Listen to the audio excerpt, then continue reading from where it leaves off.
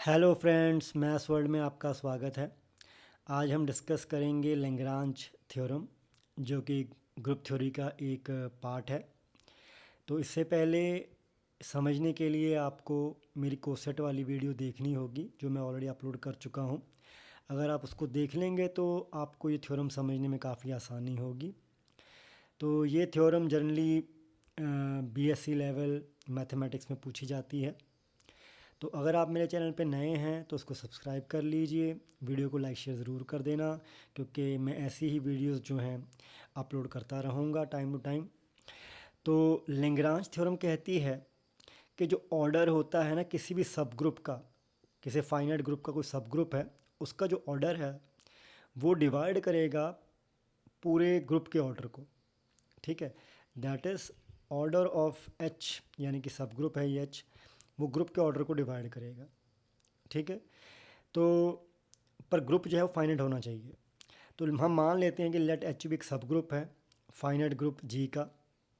ठीक है, such that उसका ऑर्डर एन है और जो सब ग्रुप है एच उसका ऑर्डर एम है। ठीक है, हमें मालूम है कि जी जो है उसे हम लेफ़्ट या राइट कोसेट्स के यूनियन की फॉर्म में लिख सकते हैं। अगर आप मेरी पिछली कोसेट की वीडियो देखेंगे तो वहाँ मैंने एक्सप्लेन किया है कि जब भी हम किसी सब ग्रुप के ऊपर कोसेट्स बनाते हैं, ठीक है, लेफ़्ट या राइट, तो जी जो होता है उनका यूनियन होता है। ठीक है, और सिंस चाहे लेफ़्ट कोसेट्स बनाएं चाहे राइट बनाएं, ठीक है, वो सारे जो हैं वो डिफरेंट नहीं होते हैं, कुछ रिपीट होने शुरू हो जाते हैं। ठीक है, तो हम मान लेते हैं कि जो एच के जो कोसेट्स बने हैं लेफ़्ट या राइट, ठीक है, इस केस में मैंने लेफ़्ट रखा है, तो वो जो डिफरेंट बने हैं वो के डिफरेंट कोसेट्स बने हैं। ठीक है, तो उसके बाद मान लेते हैं कि ये कोसेट्स बने हैं डिफरेंट, G1 G2 जी के एच। ठीक, के कोसेट्स डिफरेंट बने हैं। अगर मैं आपको दिखाऊं, मेरे पास एग्जांपल, मेरे पास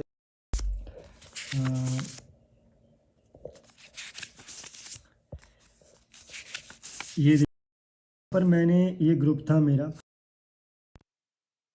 मेरा एक फाइनाइट ग्रुप है। ठीक है, इसके अंदर 8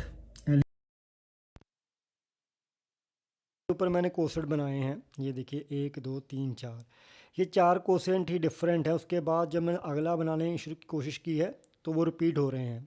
ठीक है, तो अगर आप इसकी डिटेल जानना चाहते हैं तो मेरे कोसेट वाली वीडियो देख लेना। तो ये 4 कोसेट्स जो हैं वो डिफरेंट बने हैं मेरे। ठीक है, तो यही मैंने लिखा है कि के को जी जो है उनका यूनियन लिख सकते हैं। ठीक है, ये भी बड़ी इजी बात है, बड़ी इजी। आप मेरी वो वाली वीडियो देखेंगे तो आप देखेंगे यहाँ पर 1 2 3 4 5 6 7, तो जी भी तो इन्हीं का यूनियन है। ठीक है, 0 1 2 3 4 5 6 7 इन्हीं का यूनियन है जी। जी ठीक है, तो फिर ये जो डिफरेंट कोसेट्स बने हैं इनका जी जो है वो यूनियन है। ओके, तो ये यहाँ पर आपको समझ आ गया होगा। Since all the these left cosets are disjoint, अब ये डिसजॉइंट हैं, इनमें आपस में कुछ भी सेम नहीं था, तो जो ऑर्डर ऑफ जी होगा, ठीक है, वो इन सब के ऑर्डर के बराबर होगा। Order of G one H plus order of G two H plus order of G K H. ठीक है, और जी वन एच का जो ऑर्डर होगा वो एच के बराबर ही होगा, बिकॉज जी वन एच जो होता है वो एच के एलिमेंट ही बन जाते हैं।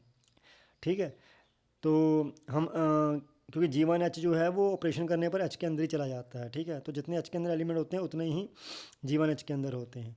ठीक है, तो हम अकेले अकेले को order of H order of H order of H जो है वो लिख सकते हैं। ठीक है, तो के टाइम्स हो जाएगा, ये के बार रिपीट हो जाएगा। ठीक है, तो इसका ऑर्डर एन है, इसका ऑर्डर एम है, तो हम के टाइम्स लिख देंगे, तो N is equal to M के आ गया।